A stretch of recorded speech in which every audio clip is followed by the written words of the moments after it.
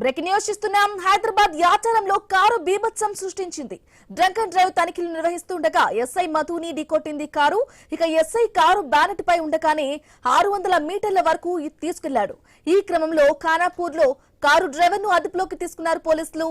కారులో ఉన్న ఇద్దరిని అదుపులోకి తీసుకుని విచారిస్తున్నారు.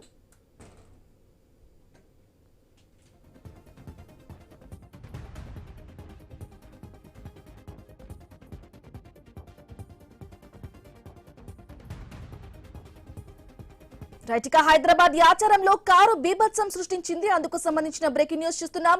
ఐ న్యూస్ స్క్రీన్ పై ఎక్స్క్లూజివ్ గా విజువల్స్ చూసుకోవచ్చు. డ్రంక్ అండ్ డ్రైవ్ తనిఖీలు నిర్వహిస్తుండగా ఎస్ఐ మధుని ఢీకొట్టింది కారు.